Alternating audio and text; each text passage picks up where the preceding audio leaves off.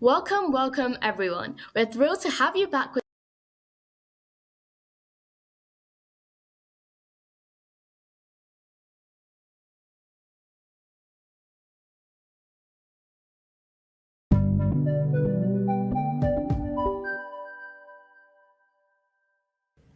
Welcome everyone. We're thrilled to have you back with us for the final plenary of the Girl Up Global Leadership Summit, presented by PNG and its brands Always, Olay, and Whisper. All summit long, we've come together to celebrate the power of youth leadership and ignite the flames of change, uniting under the theme Our Voice, Our Power. The Grow Up Global Leadership Summit is a powerful reminder of the strength and potential within each of us to make a lasting impact.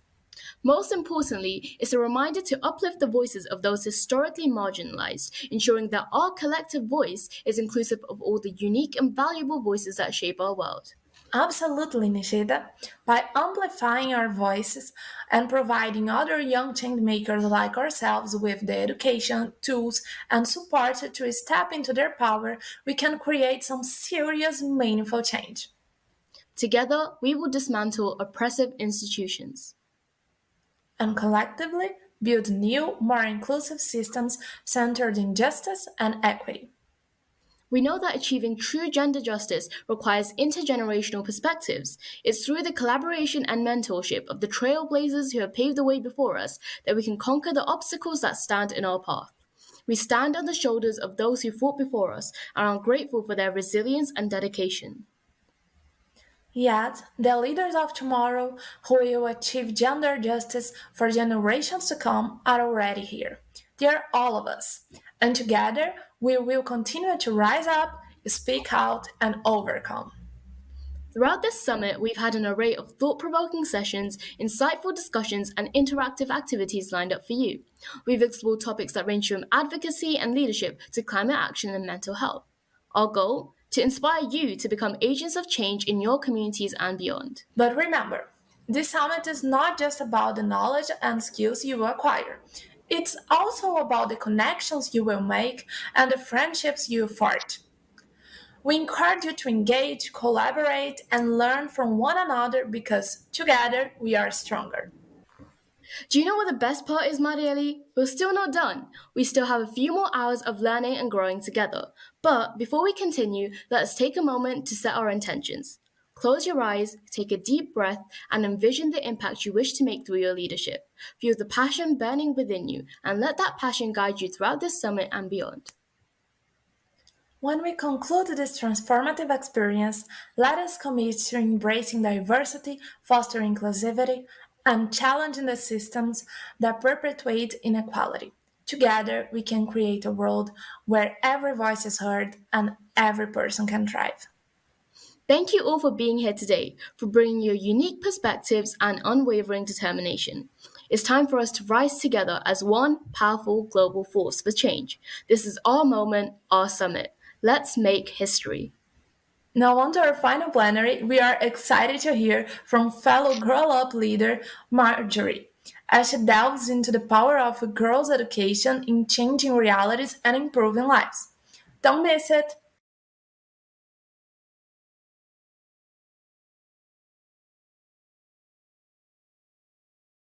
Hi everyone, my name is Marjorie Borja.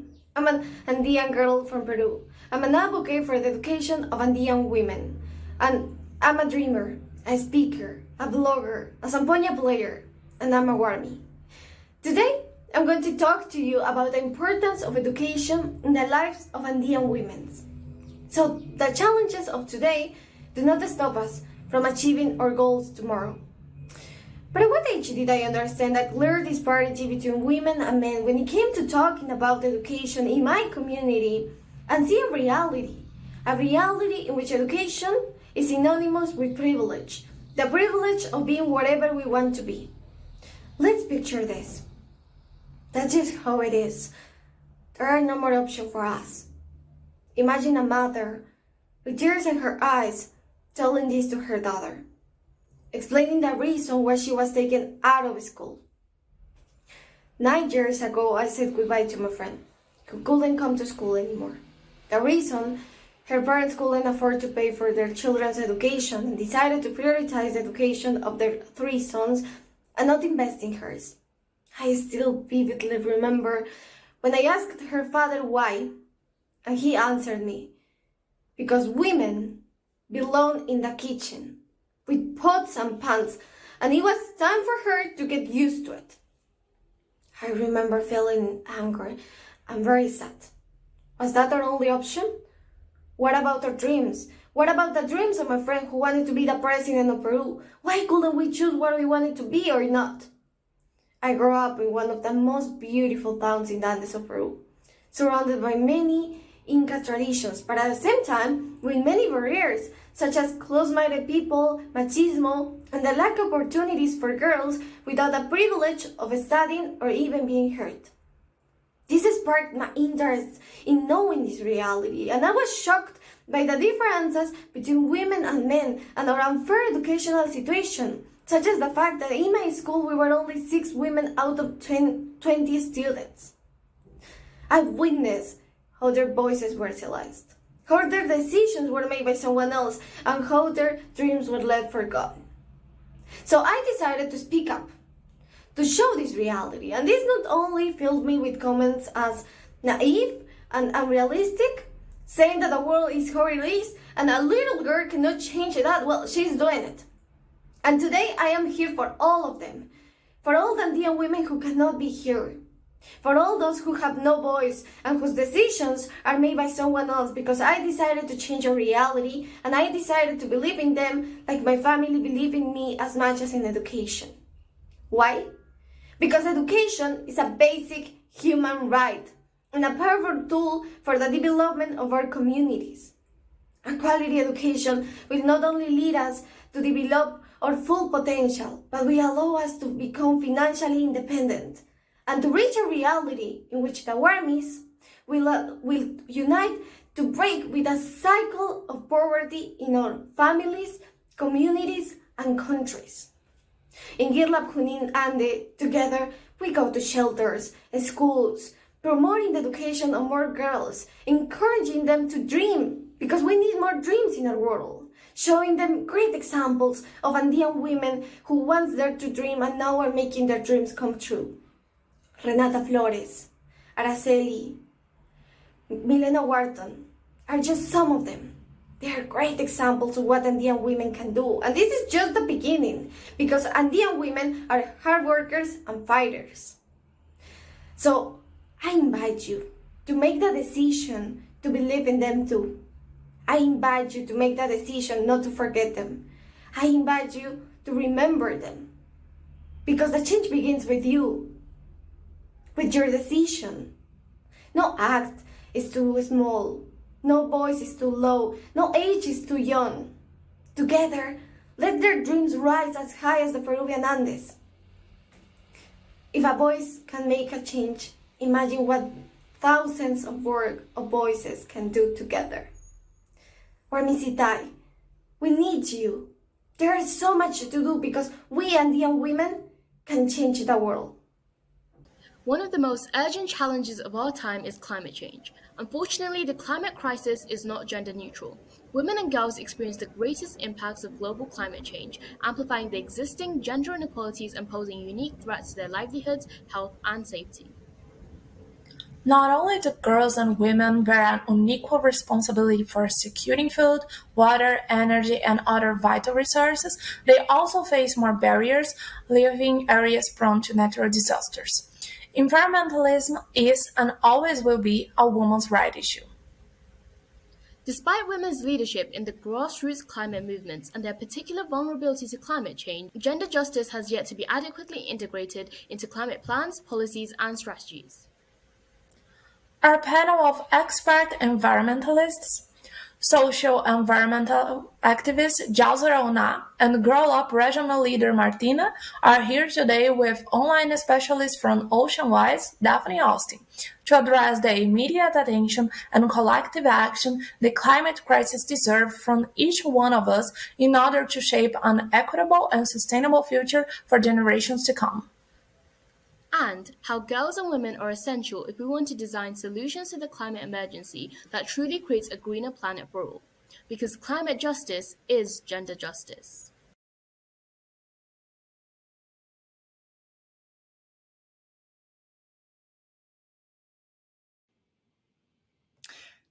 Thank you for joining us today. I am super pleased to be here and represent OceanWise, a global ocean conservation organization that addresses critical ocean challenges through meaningful actions.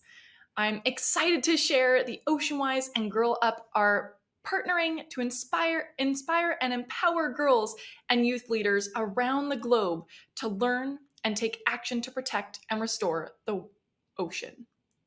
We'll be working together to mobilize Girl Up leaders to be ocean-wise throughout the year by hosting beach cleanups, reducing their plastic footprint, choosing sustainable seafood, protecting whales, and fighting climate change. We are especially excited to activate the Girl Up leaders to become citizen science leaders, collecting data about litter in their own communities and working with OceanWise to advocate for business and governments to create systemic change. We'll be sharing more information about the partnership and ways for you to engage shortly, so stay tuned. I'm really looking forward to this discussion with Jazada and Martina about the importance of climate justice. So let's dive into today's session on climate change with two very exciting panelists. The first is Martina Gomez. She's a Girl Up regional leader for Argentina. Would you like to say hi, Martina? Thank you very much for the invitation. I am very happy to share this space with you. It is very nice to be part of the Global Leadership Summit. I am first year as a regional leader. Thanks so much for sharing. And our second guest is Jazada Ona, a social environmental activist. Hey everyone, it's a pleasure to be here with you guys. Thank you so much. Well, thank you both so much for joining us today. And to kick things off, I have a question for you, Jazada. So, Jazada, could you share some examples of how gender inequality intersects with climate change and the environmental crisis? So, particularly in the context of your experience and experiences in the metropolitan region of Sao Paulo. Of course, I was born and live in São Paulo, and I have always observed and faced social environmental challenge in my life. And you know what? My mother, my grandmother, my friends too, because growing up in a slum, growing up in a favela, in a big city brings barriers such as coping with floods, a frequent environmental problem, and at the same time, that same woman like me, for example, who is going off, this is also a victim of the menstrual poverty or something like this, for example. So these issues are extremely interviewed as women are the most affected by the climate crisis, which intersects with many social issues like the gender inequality, not just in my favela in São Paulo, but in Brazil and in all over the world.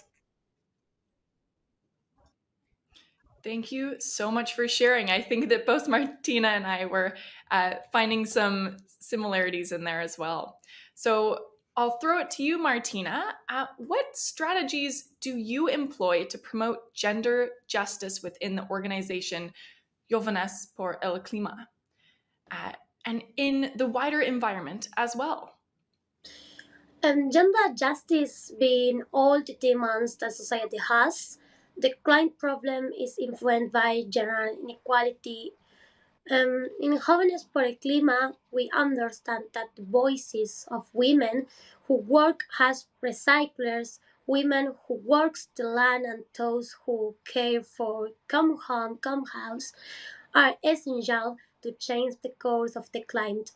We cannot address the environmental issue without a gender perspective. The and knowledge that our native and peasant women make a significant contribution to society, allowing us to reduce and mitigate environmental problems.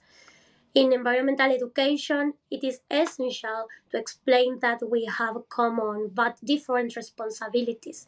Women and gender non-conforming people must feel and become agents of change because without us and our voices, everything will be more complex. I 100% agree with you. We need everyone's voices and everyone behind change. So, thank you so much for sharing. Uh, the next question I have for you is for both of you. Uh, and it is about 3/4 of the world is covered in water, the vast majority of that water being in oceans. So, while oceans are commonly overlooked, being hidden from view, they play a major part in climate change. How is the ocean impacted by climate change, and how could it be used as a resource to mitigate the effects of such change? So, Jazada, would you like to go first? Um, we are in the decade of the ocean, which reminds me think of the importance of the large volume and high thermal capacity of water that make the ocean the regulator of the climate system, reducing temperature difference and creating an environment conducive to life on almost the entire surface of the earth. So if we want to protect our ocean and not be impacted as much as it is with more plastic than fish, with more plastic than life, it's our duty to protect the ocean, and protect our lives against the climate change. Amazing. Thank you so much for sharing. Martina, would you like to add to that? As Daphne and Yazara said, the importance of the oceans and the recognition of them is essential in the race against the clock on climate change. The oceans are one of the main reserves of biodiversity. They are also great carbon collectors. In my region, as climate activist, in my opinion, climate activist, we must convey what happens with catastrophes. It the ocean and coastal areas, from coral bleachings to the more than 14 million people who are forced to migrate every year. Taking care of our water and paying attention to the rise in temperature is important to comfort and respond with policies which can stop this damage.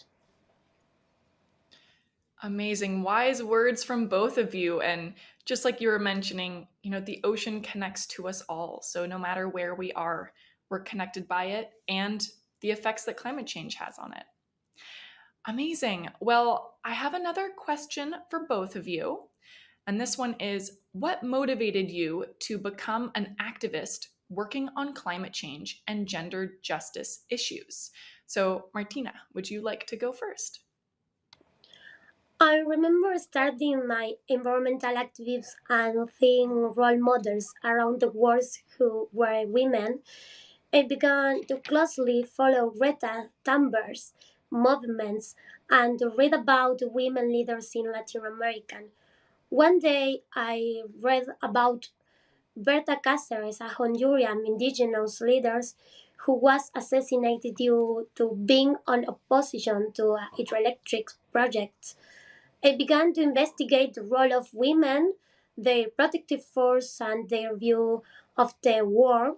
That is that is when I realized that it was impossible to talk about environment justice if we didn't talk about gender justice. The inequalities suffered by women and gender non-conforming people in Latin America, in my region, are truly catastrophes, and we are the most affected. Women, girls, and boys are the most affected by climate change. Why wouldn't we think about changing that? That is how my interest first started.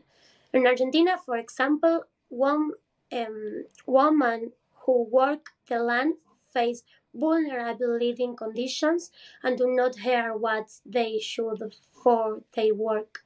Will of you are a man, the reality is different. In the coastal countries of America, when the sea level rises and house flooded, the women stay behind protecting their belongings.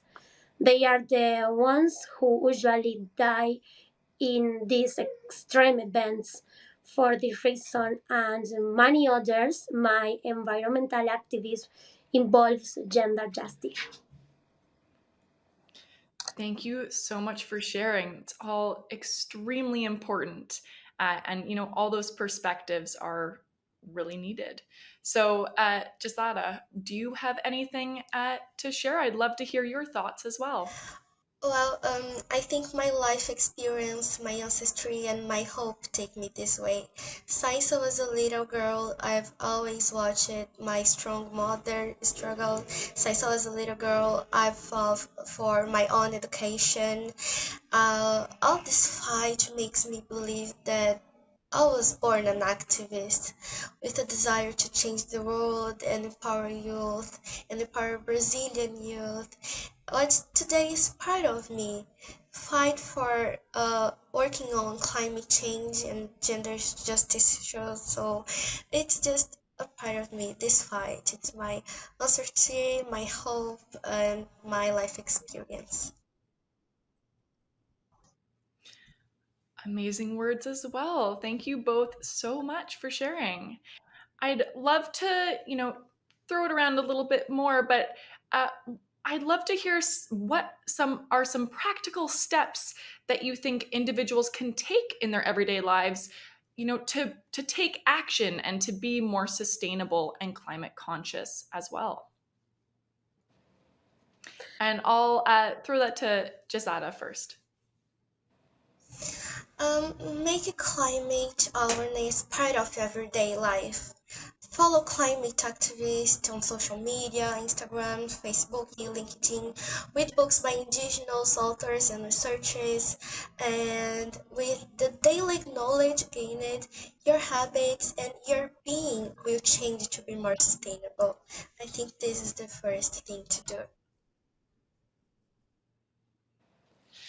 Amazing. Thank you for sharing. Martina, go ahead. The most concrete action is the call to action, demanding paradigmatic changes when decisions are made, preparing campaigns and activities with friends, mobilize, communicating what is happening in the world, making all voices visible, being our means understanding and promoting action that modify realities. Individual actions are important, such as recycling, using transport that does not emit greenhouse gases, and reducing use of water and light. But it is even more important the collective action and youth organization. Amazing. What inspiring actions to share with everyone. I'd like to say thank you, Gisada and Martina, for joining us today. What an engaging conversation that you've started. As everyone heads back to the rest of the summer, I want to encourage you to pop over to ocean.org and see an even wider range of actions that we can all take for the ocean. I think my favorite that is time sensitive as well is Plastic Free July, which we have a campaign for that'll be kicking off at the end of this week. So go check it out. So, again, thank you both for joining me in this important conversation around climate justice. And I hope you all have a great time at the rest of the summit. Thank you. I love our conversation. Thank you so much. Thank you. Pack your bags, everyone. We are heading to Latin America and North America next to find more about Grow Up in two of our most active regions. Please give a warm virtual welcome to Girl Up CEO Melissa Kilby and Girl Up members Vivian from Peru and Dia from Canada as they address the growth and impact of Girl Up across these two powerhouse regions.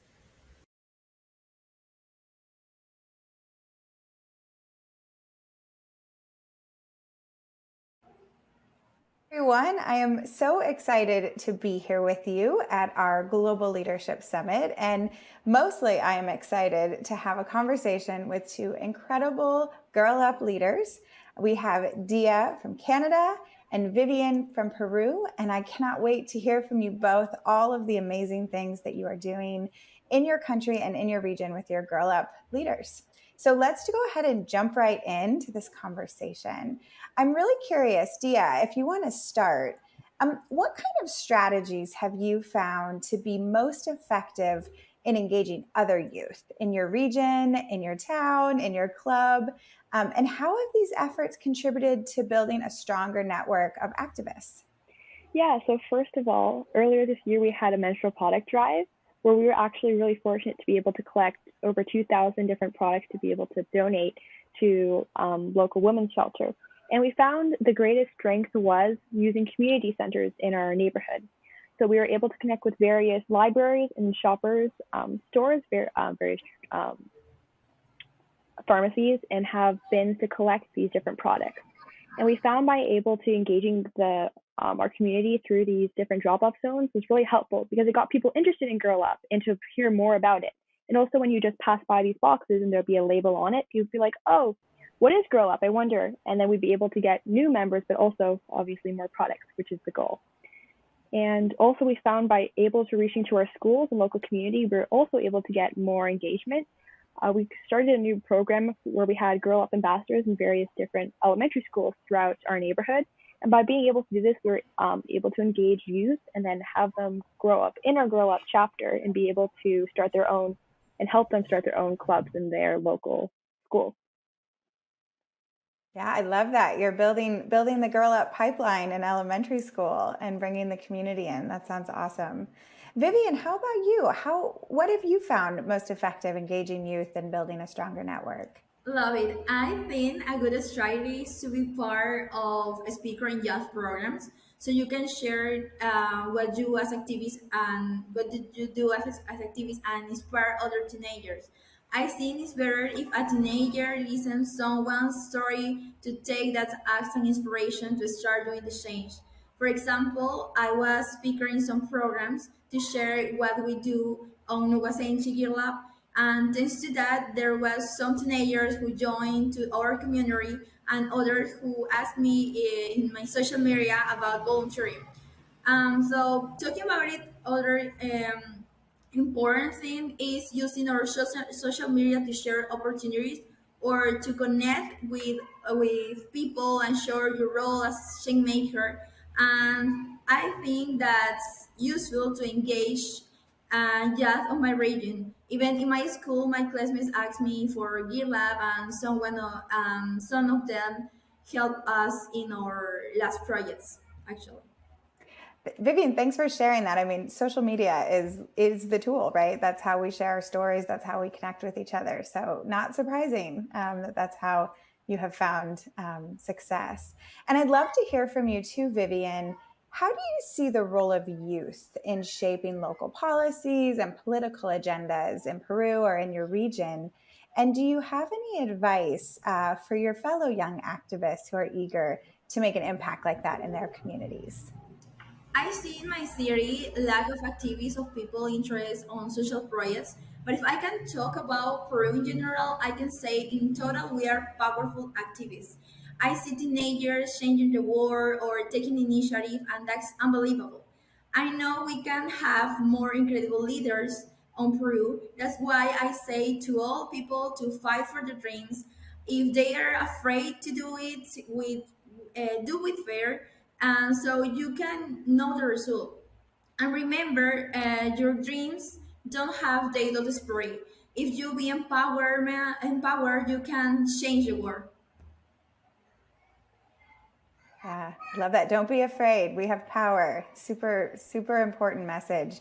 Dia, what about you? What do you see, for the role of youth and policies and political agendas and making an impact? Well, first of all, I want to second everything Vivian said. There's definitely hope, and we do have the power to make a change. And it's really important for youth to get involved in politics because, well, youth are the future of our countries and of the whole world. So it's important that they're involved in policies that will be affecting their lives when they grow up, but also their lives right now. But I think in Canada, we are seeing that youth are getting loud and trying to join different activism campaigns. And we've seen that especially with the climate crisis going on. And there is much more interest, I believe, in politics since the COVID-19 pandemic. And what we're seeing more is that youth in Canada are getting involved in politics. And you just have to start somewhere and build up from there. There are many different councils that you can join, whether that be for your local municipality or for your member of parliament, where you can give input and be a voice for your peers to try to change legislation. Yeah, that's great. I know. I love watching the impact of young people using their voice and getting involved all around the world. And the climate crisis is one that is so important to so many of us. So Dia, I want to know, in your club in Canada and in Ontario, what are some of the accomplishments or initiatives that you and your fellow clubs have taken on this last year or so that you're really proud of? Well, one initiative my club took on this year was running a seminar, which was a 2-day event that took lots of organization to plan. And on the first day, we were able to learn about different experiences in STEM in different industries. So we had the founder of Spirit of Math and several other organizations come and talk to us about the various different fields of STEM. And as well, we had a women in science panel at the end to give representation and a voice to girls who are pursuing STEM. Because as we know, many girls face barriers to entering STEM. So we really wanted to inspire everyone. But what I'm most proud of is the second day, where we were able to have workshops from 10 different speakers about a whole variety of topics that related to real world issues as well. So whether that be about simulating invasive heart surgery or talking about maternal mortality in women who are pregnant in Nigeria. And we were able to discover these topics and try to find solutions through using STEM. And through that, we obviously hope to inspire people to pursue STEM and uplift girls as a whole. I love that. You got to be inspired. You got to learn. That is definitely what STEM for Social Good is all about. What a feat. I know what a 2-day event planning looks like. So it is not a small undertaking. Vivian, how about you and your club in Peru and the work that you're doing with your other Girl Up leaders? Are there key accomplishments or initiatives that you're really proud of and want to share today? Of course. The last year we did incredible projects actually. First of all, I highlight the constancy we had, the passion for what we do. That's the reason we receive volunteer from different cities and countries. And with that, we did forums, interviews, talk panels, campaigns. And if I can mention the key, I will say Aguila Festo we did for the International Day of Gears. There, a group recollected the requests or necessities of new gears of other countries and cities, and another group with all the creativity put that in a large paper, and then the team of the social media posted it on our pages using hashtag to connect with more people, and that was incredible. We enjoyed the experience because it was a forum to share our opinions and raise our voices. Another key project was a campaign for Christmas. We started with previous month, and our objective was share a very nice Christmas with children of rural or poor parts of here. So we did raffles, we received donations event, and we connect with a journalist and an actress of here who helped us to come to more people. And finally, we impact in more than 90 children. And the process was so excited for the team because not only the volunteers in person work for that, everyone in New Wasenchi helped sharing information, selling raffles in virtual, and we really love that. Love that. I love the giving back and the reaching out to children, especially at Christmas time, and all of the work that went into your event too. Well, I'd love to just end with maybe one final question to each of you. Vivian, what would you say Girl Up has influenced the most in your activism? Yeah, to be part of GitLab made me feel so good. GitLab community is amazing. And when I started working my own code, I could see the world with other perspective. In the way I could learn a lot. I knew other activists who share with me the problems of their countries. And with that, I enriched and opened my mind to create initiative as a group.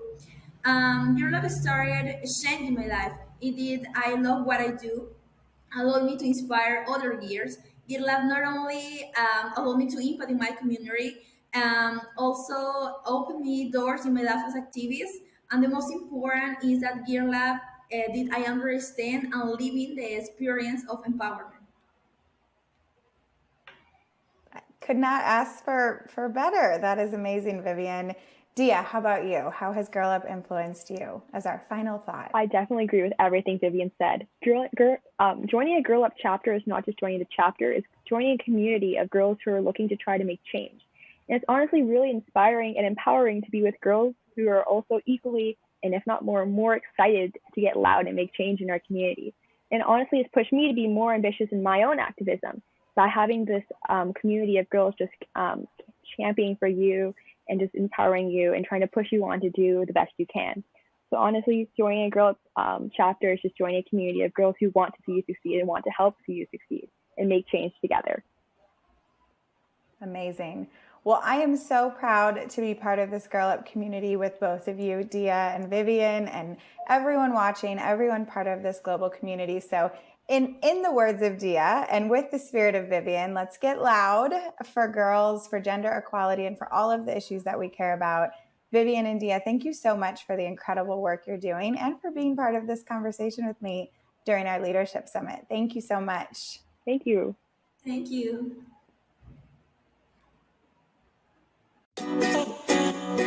¿Por qué todavía existe el estigma del periodo? ¿Por qué nos han enseñado que nuestros sentimientos están condicionados por la menstruación? ¿Por qué todavía hay gente que cree que el periodo nos limita? ¿Por qué escondemos nuestras toallas? Yo no voy a esconder quién soy. Yo construiré mi futuro y lo construiré con o sin miedo. Yo tengo el poder de generar vida. Mi cuerpo es fuerte, pero también puede ser vulnerable. Mis sueños son infinitos y las percepciones negativas no me van a parar. Yo soy todo lo que las mujeres que vinieron antes de mí soñaron y mucho más. Yo no acepto el estigma del periodo. Yo soy un nuevo ciclo. The power of storytelling is unbridled. Stories can catalyze change, amplify long-silenced voices, and connect communities around the world, building love and empathy across borders. No one knows this better than storytellers themselves. That's why it's our privilege to be joined by the acclaimed director of the Neighborhood Storyteller and co-founder of the Home Storytellers, Alejandra Alcala, and the protagonist of this heartfelt documentary, Asma Rashid. Taking us on a journey of self-growth with this historic kid storytellers, Girl Up leader Joanna discovers why this film has touched the heart of so many and serves as a shining example of the capacity and strength within us all. While this session will feature a mix of both Arabic and English, there will be English subtitles on the screen for those who need them to follow along. And thanks to the generosity of the Home Storytellers, all of you can also watch the Neighborhood Storyteller for free. Head over to the expo after this session and visit the Neighborhood Storyteller booth for more instructions on how you can see this inspiring film at home, or how you can even host your own sponsored screening of the film in your community. But first, put your hands together for Alejandra, Asma, and Joanna.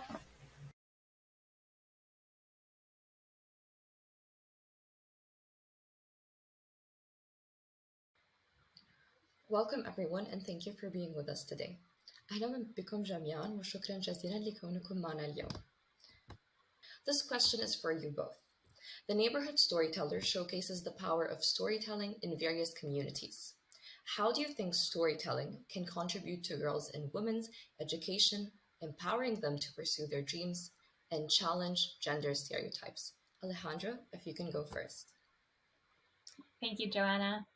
I'm actually going to respond that question by asking another question and kind of creating like a vision. So when I think of this, I imagine girls waking up every single morning in their life and doing things the way they've been taught, the way they see their mom being raised, the way that her mom was being raised, and the way women and girls in their own community were raised.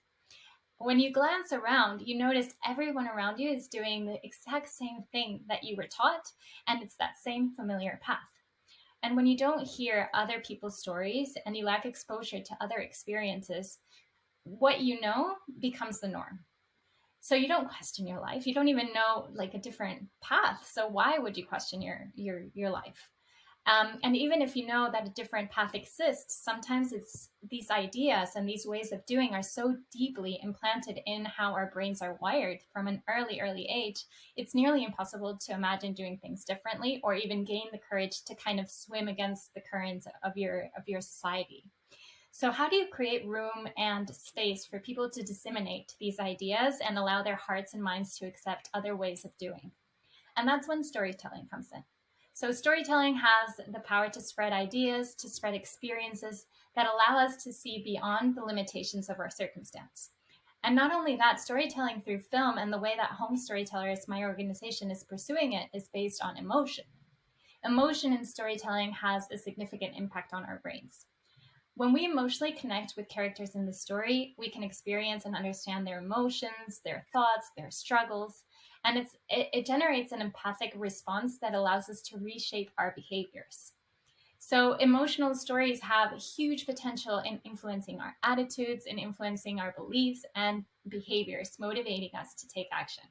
So both Asma and I have been using storytelling with the same objective, but in different ways. She will expand on her way of doing, and I have decided to pursue filmmaking as a way to advance these same issues. So we created the Neighborhood Storyteller, and it's filmed in a way that doesn't feel documentary at all. I think documentary filmmaking has a very narrow target audience, and we wanted to kind of go broader and reach people that otherwise might not feel so connected with these issues. So as a matter of fact, we've actually gotten a lot of responses by people that have watched the film asking us if the characters in the film were actors. So this reflects that we've done a good job in creating what we call a movie-like feel documentary. And the way that we've done it is by being able to tell the story through live interactions, through conversations, through unique dynamics, and the unfolding project of Asma in real time as it happens. So why did we do this? It was a purposeful decision that we took. So in a way that we could take our audience and involve them in the story, not by somebody telling them the story, but for actually like living through what Asma and the girls were actually living through. Another kind of decision that we took in the direction of the documentary was focusing purely on close-up shots. So why did we do this? We all, humans everywhere around the world, have a common language, and that is emotions. When you see people, when you see their gestures, when you see their expressions, that automatically touches your heart. And we knew that if we focused on this, people anywhere around, whether they were girls, whether they're parents, whether they're men or women, will automatically relate and understand this language. And that was another decision that we knew we wanted to take in order for us to be able to reach a wide audience and be able to advance some of the issues that we're trying to highlight through the film. So I think now Asma will kind of I talked about the direction of how the film was made, and I think now it's Asma that's going to be talking about the content of the story. Thank you so much Alejandra. ماذا عنك أسماء؟ تمام. أول شيء نقطة كثير مهمة يعني إنكم كان أول سؤال، لأنه مثل ما شفتوا بالفيلم بداية نحن الفتيات بنات القرى، حتى لو كنا بأوطاننا أو لما صرنا لاجئين بمجتمعات ضعيفة هشة جدا، وبشكل عام عايشين بمجتمع ذكوري، حتى بقراراتنا المصيرية مثل الزواج أو الدراسة أو أيا يكن هم اللي يأخذوا القرار فيها. فمن تجربتي من خلال سرد القصص لما بلشت أبحث، بلشت إنه أفكر إنه معقول كل الناس اللي حوالينا عايشين بنفس الطريقة. أول شيء لما دكتورة رنا حكت تجربتها وحكت كيف هي امرأة عربية مسلمة بس هي أطلقت العنان لنفسها وعملت أشياء كثير. من خلال قرأت سيرة ملالة، أنا ملالة، كتاب أنا ملالة، كمان تجربة ملالة كانت جدا يعني حتى كانت تجربتها أصعب من الإشي اللي إحنا عشناه. فهون قديش هذا الإشي لامسني، قديش فكرت إنه بهذا الإشي قديه مهم إنه فعلا أي بنت حتى لو كانت بمجتمع جدا ضعيف وجدا ما بتقدر تعمل فيه أشياء، لا هي لو فكرت ولو فعلا بحثت حواليها هي لا راح تقدر. أوكي. من خلال سرد القصص ممكن الشخص يوجد شخصيته الحقيقية، فعلا يوجد ذاته، ثقته بنفسه، ممكن يأثر على الأشخاص اللي حواليه بالطريقة نفسها بذاتها يعني. Thank you so much أسماء and Alejandra.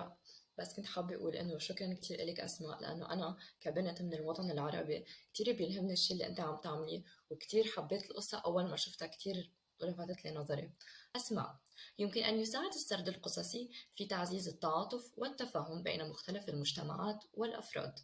كيف رأيت تأثير الحكايات على مجتمعك؟ وهل يمكنك مشاركة أي أمثلة عن المرات التي شعرت فيها بأنك مسموعة من خلال السرد القصصي؟ تمام. أول شيء لما بلشت، أول ما بدأت مع الأطفال الصغار من خلال الحكايات، لما شفت كيف هم صاروا كثير في علاقة بيني وبينهم، غير إنه أنا حكواتية بالحي وبقرأ لهم قصص، صرت مصدر ثقة إلهم، صرت المرجع إلهم. حتى لما يرجعوا من المدرسة عندهم سؤال، عندهم شيء، يلجأوا إلي. حتى هاي العلاقة كثير حسيتها إنه حلوة. بنفس الوقت مع البنات الكبار إنهم صاروا كمان نفس الشيء، أي شيء مشكلة عندهم يجوا يستشيروا أسماء، أي شيء هم حابين يفرغوا أي طاقة سلبية عندهم يلجأوا لأسماء. حتى علاقتي مع الأهل، يعني صارت العلاقة مش بس بين الأطفال أو مش بس بين الأسماء والبنات اللي بيجوا عندها، حتى بين الأهل. ف الحقيقة إنه صار الموضوع إذا بدكم يعني شيء عائلي أكثر ما إنه بس بيأثر على الفرد نفسه، وكيف إنه المشاعر صارت متبادلة، صار في تعزيز للثقة بالنفس، حتى يعني حتى يرجع علي أنا نفسي مش بس عليهم هم، يعني حتى أنا لما هم يلجأوا لي حتى لو سؤال بسيط، ثقتي بنفسي تعلى وأصير خلص لازم أعمل إشي ثاني كمان لحتى إنه يكون راضين عني كمان دائما لحتى أساعدهم. Thank you so much أسماء. شكرا لك أسماء. Alejandra, in the Neighborhood Storyteller, we see storytelling being used as a tool for social change. How can it be utilized to raise awareness about the importance of girls' and women's education, and how can it contribute to the broader goal of achieving gender equality? So when we set to document Asma's story in the Neighborhood Storyteller, we knew we wanted to create a film that would have global impact, especially after being witnesses of the transformation in the girls that went through Asma's project. We knew her story and her message would resonate with more girls around the world. So here's the thing.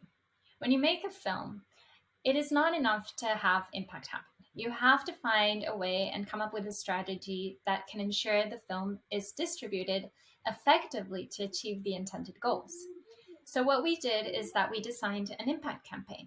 Oh, before that, of course, we asked Asma, if you had to close your eyes and envision a dream that the best thing that could happen with this film, what would it be? And she said, I want to reach girls and women that have similar situations or facing some sort of adversity, and I want to reach them with a hopeful message and hopefully inspire them to change their lives. So that gave us kind of the answer of our ultimate goal with this impact campaign. And we established the North Star being that we wanted to unleash the full potential of women and girls in vulnerable situations, inspiring them to break the barriers that limit their opportunities for growth, development, and empowerment. With that goal set, we decided that we would approach this by establishing partnerships with organizations and individuals around the world dedicated to addressing the issues emphasized in the film, such as gender equality, girl education, literacy, social justice, refugees, and mental health. The campaign, what it does, it provides partners with what we call the Neighborhood Storyteller Advocacy Package. That includes the film, a discussion guide, supporting empowerment program, which is We Love Reading, and other resources like speakers,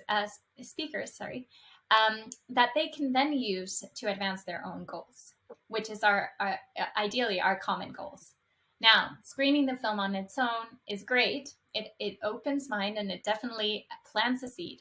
But adding a post-film conversation and a call to action is like the extra cherry on top of the cake. That's when tangible and measurable impact actually occurs. And that's when you actually see that action is being mobilized. And of course, none of this could be possible if Asma was not as engaged as she has been in this impact campaign. She reaches out to partners, she takes part in all the discussions post-film, and she organizes screenings within her new community, because Asma has been resettled a few months ago in France, and continues using the film and her own story to raise awareness about the importance of girls and women's education. Thank you so much, Alejandro. Moving on to you, Asma, do you have any thoughts around this?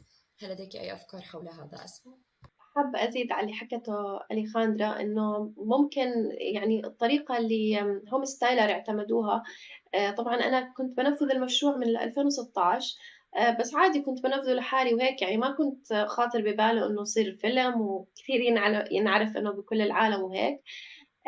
الفكرة إنه نسلط الضوء على مثل هيك مشاريع بسيطة، أو مثل هيك فتيات أو نساء بيعملوا هيك أشياء بسيطة لحتى نحفز الفتيات أو النساء بأماكن أخرى. ممكن هم بيعملوا إشي أكبر وأجمل وممكن له تأثير أكثر، بس لما بيكون ما في بشكل عام محيط بيهتم، فالناس تفقد الأمل شوي. فنحن لازم نشجع هاي الفئات، لازم نشجع هاي الناس، نحاول نعرض هيك يعني هيك مشاريع تكون أو هيك مواضيع تكون مواضيع رئيسية، مش دائما تكون مواضيع بتاخذ حيز بسيط. يعني بشكل عام بالإعلام، بالكتب، حتى بالمسلسلات، بكل مكان بتاخذ حيز إنه دائما الفتيات بأخذوا دور المظلومين، أو المواضيع هاي بتاخذ الطريقة الهشة اللي بياخذوها الناس دائما بطريقة مش مفهومة. فإحنا لازم نسلط الضوء عليها ونفهمها أكثر ونبين تحدياتها، وبنفس الوقت نبين شو نعمل لحتى تخطط لهاي التحديات، تخطينا هاي التحديات. Thank you so much to you both. As we wrap the session up, I would like to thank our speakers, because this was truly an inspiring and touching session. And I would like to extend my thank you to Asma, who is truly an inspiring woman from our region who we are very, very proud of. شكرا جزيلا لكونكم معنا اليوم. لقد كان اللقاء ملهما جدا، وشكرا لك أسماء، أنت حقا امرأة نفتخر فيها من الوطن العربي. Thank you so much. Throughout the summit, we've emphasized the importance of taking mental health moments and prioritizing your personal well-being. But we also know mental health is more than just a moment. That's why we are so honored to have the remarkable Cara Delevingne here with us today. Cara is not only a talented actress and longtime Girl Up champion, but also a passionate advocate who uses her platform to raise awareness on the importance of mental wellness and self-care. Keep watching as Cara shares helpful tips on how we can navigate the sometimes heavy mental load we face as young activists, and the importance of setting healthy boundaries to take better care of ourselves. Hello. I'm so sorry I couldn't be there today. I really wanted to meet you in person just to tell you how incredible it is, the work that you're doing. It's so important and the world needs it now more than ever, so thank you from the bottom of my heart. I wanted to talk a little bit about self-care. I know sometimes, especially when I'm working a lot, the last thing I think about actually is how I'm looking after myself.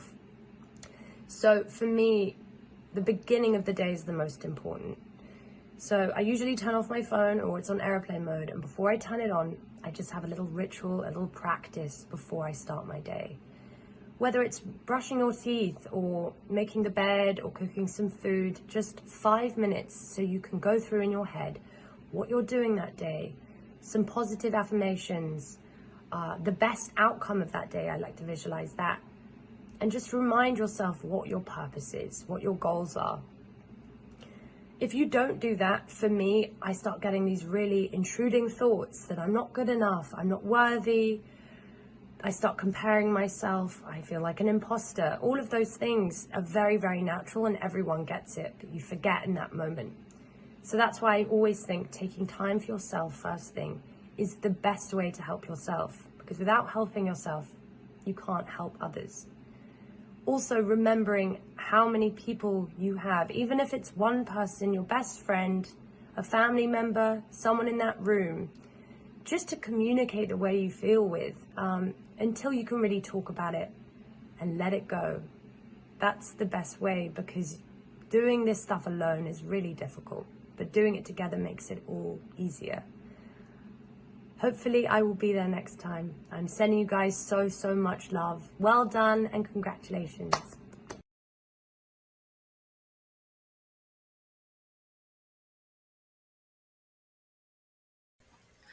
Well, friends, this is it. It's time to dive into our final leadership activity of the day. Together, we've unlocked the power of being a compassionate leader of self through self-care And harness the potential of being a successful leader of peers through effective communication. So, what's next, Marieli? The strength to be a revolutionary leader of change, of course. Grab a pen or a pencil and a piece of paper, maybe some coloring supplies if you would like, and get ready for an exciting mini art project that will help you mobilize your social impact skills and becoming ever-evolving leaders of change. On your screen, you will see four social impact tools: advocacy, organizing, fundraising, and storytelling. Take a moment to reflect and choose the tool that you feel you glow in, where you already excel. Think about a few key aspects within the tool that you're especially proud of. It could be public speaking, organizing virtual events, managing social media, or creating innovative fundraisers. Now, think about the tool you would like to grow in, an area where you aspire to enhance your skills. It's an exciting opportunity for personal and professional growth in the leadership sphere. Once you have identified your glow and grow tools, we will move on to the next step. We're going to create a visual representation of your growth journey. Take your piece of paper and fold it in half vertically. On the bottom half of the page, draw a field of grass. Among the blades of grass, write down your glow tool and a couple of ways you excel in that area. This is the foundation of your leadership. Embrace the confidence and skills you already possess. This is your time to shine. My glow is organizing events and helping make learning more accessible, especially when it comes to STEM subjects. What about you, Nishita? Mine is storytelling. I'm great at expressing the causes I'm passionate about in an easily understandable format, which I hope ignites the same excitement and desire to make change in others. I love that. Okay, are we all ready to move on? Let's do it! Great. So now unfold your piece of paper and on the top half of the page, we are going to draw a flower. This represents the area where you want to grow. Write down the tools you wish to enhance and develop around the flower and the skills you want to focus on in order to do so. This space represents your journey of growth and development, so let your creativity truly bloom. Finally, to symbolize the transition from your growing area to your glowing area, draw a sun at the top of the page. This sun represents the full circle of your leadership journey, where you harness your growth and leverage your existing strengths to feed back into your glows, which will help you grow again. Wow, that looks great, Nishita. And beautifully done, everyone watching. We'd love to see your grows and glows and maybe feature them on Grow Up's social media. So, whenever you finish your artwork, feel free to post on Instagram stories and tag Grow Up with the hashtag GrowsLead23 so we can reshare. We hope this activity is a reminder that leadership is a continuous process of building upon your current strengths to enhance your skills and make an even greater impact. As always, if you would like to discover more creative leadership activities like this, you can take Girl Up's free online leadership course on girlup.org/girlup101. It's an incredible opportunity to connect with fellow changemakers, support one another, and embark on a journey of growth and transformation together. So don't forget to sign up at girlup.org/girlup101 and get started today. Thank you all once again for your active participation and openness to self-reflection.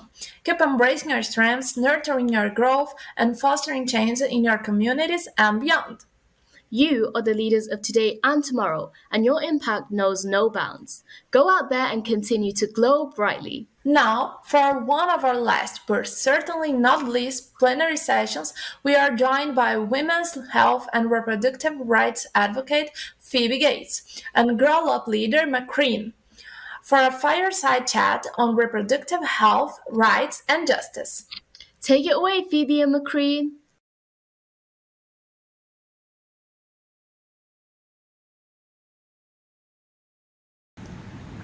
Hello, Phoebe. Hi. Hi, how are you? Thank you so much for joining us. I'm really excited to talk to you today. I admire your commitment, dedication to impact positive change, especially in pressing global issues like reproductive justice.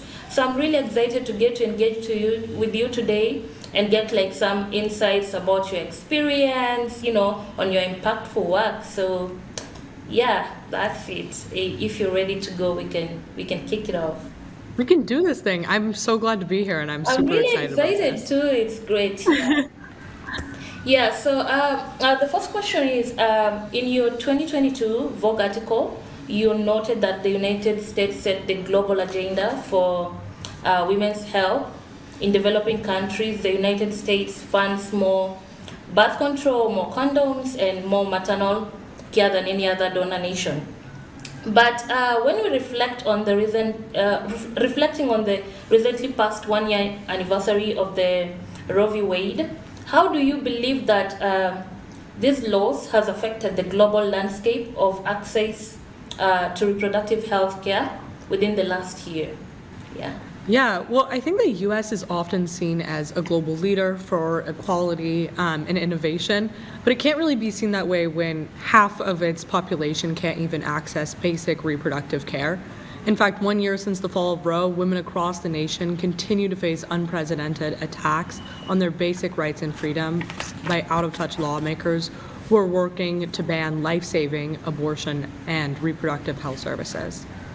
For me, the Dobbs decision that overturned Roe v. Wade hasn't just cut off women from vital reproductive health care, it's also put women's lives at risk, stoked fear among care providers, and shut down clinics that were providing a wide range of services beyond just abortion care. And my fear really here is that other countries can see the US regressing and start to think that it's okay for them to, turn the red light on in terms of reproductive care.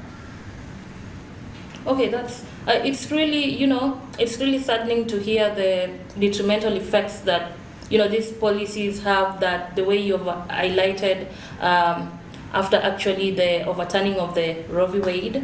So it's actually, I agree with you that the government should come together and see to it that these challenges and effects are looked into. Yeah, I actually have a question for you and your work, which I'm a huge fan of because you're a mentor and educator around SR, HR, and have seen firsthand the need for girls to own their own healthcare and body autonomy. So I wanted to know, how, in your experience, how young girls across the world can effectively engage with policymakers and institutions to advocate for legislative action that'll actually impact change. Thank you so much for that. It's actually quite interesting that we in the same field. So yeah. So in my experience, girls, it's really hard, the way you've highlighted before after overturning that, and you see these challenges, and how girls can actually come in and work together with policymakers and education. First of all, it's really important for them to be educated and awareness creation. They really need to be educated on sexual and reproductive health rights, first to know what they are, because when they do this, then they actually will realize that this is what's supposed to happen, and these are the gaps, and now this is what's lacking. So actually, education is really important for the girls. So first of all, they need to educate themselves revolving the SRHR. Another thing that girls around the world can do is join youth-led organizations that deal with reproductive health hygiene. For instance, like the Gallup that I am in is really helping girls around the world. So it's not just Gallup, there are many organizations, and when they join and be with like-minded other girls, and then they can push forward the issue of sexual reproductive health. Another thing that girls can do is amplify their voices and the voices of other girls. And this they can do through social media. I know you're on social media, Phoebe, and you know how social media right now is powerful. There's power in storytelling. So they can amplify their voices through storytelling, and storytelling actually has a way of driving social change. So when they share their stories and then they get the world to see that, and this can be a step towards direction to address sexual and reproductive health, and also work with policy advocacy organizations and sort of that. Another thing is building alliances. Girls can work with other organizations, not just on reproductive health rights, but form alliances with also other organizations and social institutions that deal with issues on global issues, that is, because when we come together and create this powerful movement, then we can move the world together. So I think that those are some of the important things that girls can do together, and of course engaging in continuous advocacy on sexual and reproductive health rights. Thank you, Phil. No, thank you for that. That's incredible. I think you're super right about this idea of joining other organizations that kind of speak to other issues, and yeah, sure. I really heard you on the power of collective storytelling. I completely agree with. So, Phoebe, resistance or attacks to sexual and reproductive health rights have detrimental effects on different demographics. So, how do you think that we can ensure that the ongoing fight for reproductive justice is inclusive? It's not only inclusive but also intersectional. Yeah, I think this is a really critical question, and definitely one that comes up a lot in my discussions around reproductive care. I mean, we know that abortion bans and restrictions to adequate reproductive care have a disproportionate impact of women of color, who are just more likely to face stigma in general, prohibitive costs, and structural barriers to accessing care. And my understanding of what we can do to really fix this is focus around, policies that are actually community backed. So, policies that are coming directly from the communities that are going to get them, or that are implanted, or that are going to be put in place there. Also, we need to invest in organizations that are led and serve those that are most affected by the rollback of reproductive rights. Many of these organizations have been on the front lines for decades and aren't receiving adequate funding. And another thing is just uplifting, like you were talking about, uplifting the stories of marginalized women and really getting them to discuss their own narrative and their own stories. Like you were saying, there's so much power in collective storytelling. So we've talked about the challenges we're facing right now around reproductive justice, but looking ahead a little more optimistic, what actions do you believe will be the most crucial in rebuilding and strengthening the women's reproductive justice movement in the face of all the challenges we've discussed? That's a really important question and point to raise. One thing that's really important is education on sexual and reproductive health rights. It's really important that we educate the girls on sexual and reproductive health rights, and not just education, but comprehensive, education on this issue. So education and also creating awareness on the same. Another important thing that will also spearhead the movement on sexual and reproductive health rights is collaboration. Collaboration is really important in sexual and reproductive health rights, so that we can bring about SRHR justice and all that. So collaboration on the grassroots communities. We collaborate with them because they will help advance these issues. And talking about the community, when we collaborate with them, it's really important because they will help in dispelling myths or like social norms that are not good for advancing the sexual and reproductive health rights. Another thing is also policy advocacy that I'm really glad that you brought out in your other question, which is really important. Policy, we should seek that we advance or advocate for policies that actually advance sexual and reproductive health. Advocate for policies actually like in my country or like in Africa, policies like child marriages, not policies that can protect the children against child marriages, that can protect the children against girls, that is against female genital mutilation. So it's really important that we go out there and advocate for these policies. Yeah. I completely agree, and that's a really good point. I think some of the issues you bring up are really important because they're so contextual and people aren't discussing this. So hearing about the issues of each community and each girl and what she's facing as a barrier to get access to adequate reproductive care, I think is super important. I really like what you said about all coming together so that this fight isn't super segmented, but it's really like us working together as the collective power of women and girls to fight for reproductive care and justice. Exactly, collaboration. And it actually also goes with the theme for this year's summit, our voice and our power. When we combine that with collaboration, will really go a long way towards realizing gender justice. So I totally agree with you on that. And I know we're coming to an end. And before that, I would really like because you inspire a lot of girls, you inspire a lot of people. And in these times, it's really hard and challenging, especially for advocates for women's rights and everything. So is there any advice that you'd really like to give young girls, those who look up to you, on joining this movement in as much as there are challenges to it? Yeah, well, you're the expert on this. I think it's exactly what you shared. Share your story. There's power in your voice. There's power in your body. And reproductive care is really a basic human right. And so not having this expectation that this isn't something that we demand or deserve is crazy, and no one should tell you that. But I think it's exactly what you said. Use the power in your voice. Get out there, vote. Your vote is your power. Band together, work together, and actually, get in touch with out-of-touch lawmakers. Call them up because these are your rights and you deserve them. Exactly. Thank you. Make them accountable, the lawmakers and everything. Our voice, our power. Thank you so much, Phoebe. And let's not forget, everyone, that women's rights are human rights. So we can do this together. Yeah. Makryn, I can't thank you enough. This has been incredible.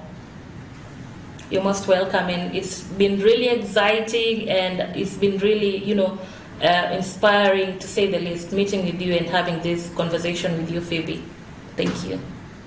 Thank you.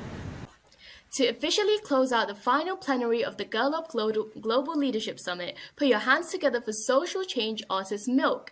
Known for putting words to the emotions behind global grassroots movements, Milk is a vocal advocate of change you definitely need to listen to. Taking the summit stage to perform a powerful rendition of her feminist anthems, please give a warm Girl Up welcome to Milk. Hello to the Girl Up family. I am so excited to be here. I've been a huge fan of this organization and have sung for you all before, and I'm so happy to be back. For those of you who don't know me, my artist name is Milk, M-I-L-C-K. When we all encourage each other to tell our true stories to people who deserve hearing it, we heal. And then it's like we become this one huge choir of voices. That's why I love the theme of our voice, our power. I have a song called Metamorphosis that I released just recently. It's one of my newer songs, and it's a song about being patient with myself. With a little more time and a little more time, I start transforming into the butterfly, into the true leader and woman that I am. And I just need to be patient and trust that I was born for this. And so when I'm singing the lyrics, I was born for this metamorphosis, I hope you listen and think about how you have transformed so much. There's so many acts of transformation you have gone through and successfully gone through to get yourself to this moment right now, right here. And so I hope you just take a moment to celebrate yourself and to really marvel at all that you've already accomplished. We were born for this metamorphosis, using our voice and our power.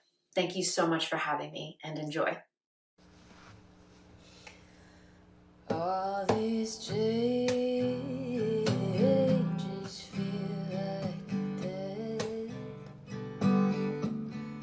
yet my heart's still pounding in my chest.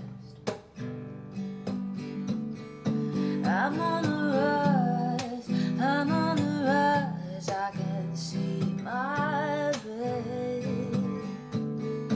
All these changes won't kill me yet. Ooh, I was born for this.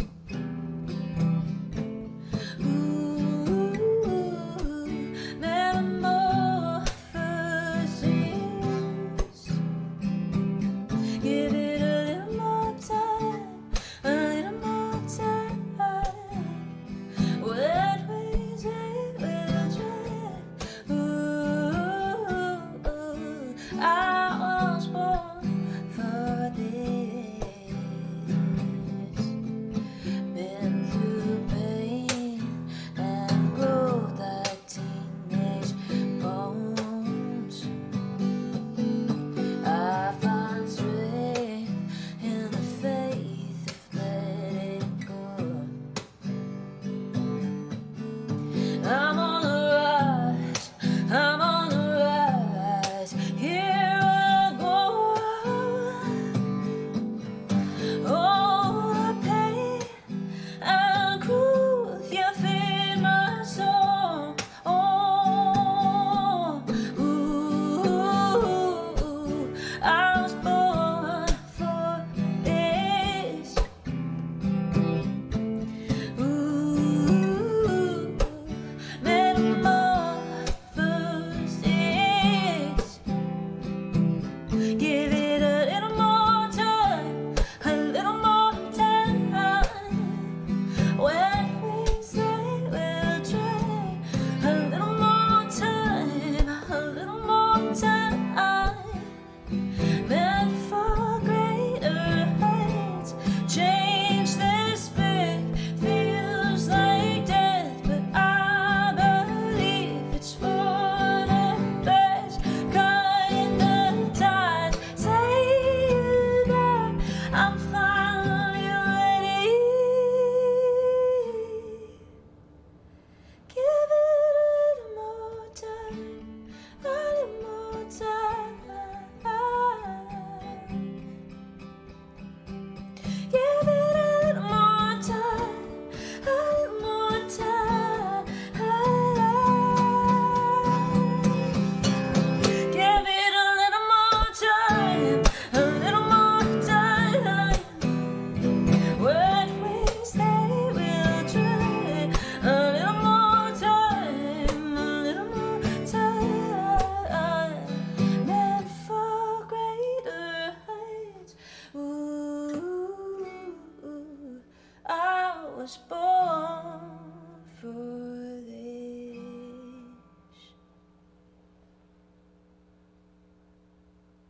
Wow, what an incredible journey it's been. I can't believe the 2023 Girl Up Global Leadership Summit presented by P&G and its brands Always, Olay, and Whisper is almost coming to an end. I'm not ready for it to be over. Same. It has been an unforgettable experience and an absolute honor for us to serve as your MCs throughout this transformative summit. We have witnessed the power within each and every one of you, your passion, your resilience, and your unwavering dedication to creating a more just and equitable world. You are the driving force of change, and we are so lucky to work towards a brighter future with all of you as our friends and allies. We hope the skills and lessons you've learned during the summit help you realize your full potential and successful young change makers in every aspect of your lives. And that the leadership activities we have completed together have emphasized the importance of creating balance between yourself as a leader and your role in leading your community. In fact, let's take a moment to reflect on your journey so far. Remember the first activity where we created our smart self care goals. How did it go? We hope you've had the opportunity to truly practice self care and prioritize your well being during the summit. And looking ahead, you continue to explore how you can integrate self care practice into your daily life. Speaking of leadership activities, don't forget that if you enjoyed any of the activities during the summit, the digital advocacy campaign, the communication craft, or the Glows and Grows art project, you can still sign up for Girl Up's virtual leadership course where you can dive deeper into the skills we've explored for free. Join today at girlup.org/girlup101. All in all, it's been a privilege to be a part of your journey, and we can't wait to see the incredible impact you will make as leaders in your communities and beyond. We sincerely hope this year's summit has sparked meaningful conversations, ignited innovative ideas, and inspired concrete actions that can truly make a difference in our world. Keep the conversations going on socials by tagging Girl Up and using the hashtag GirlsLead23. Plus, stay tuned for more workshops right after this. And remember, this is just the beginning. Even though the summit plenaries may be over, the movement for global justice isn't. Visit girlup.org/girlup101 to learn how you can continue to get involved or stay involved with Girl Up. Stay connected, keep pushing boundaries, and let your voices be heard. Together, we create a world where gender justice is not just a dream, but a reality. Together, we will create a world where every girl and woman can thrive. Together, we will create a world where our voice is heard and our power is felt. Because when girls rise, we all rise.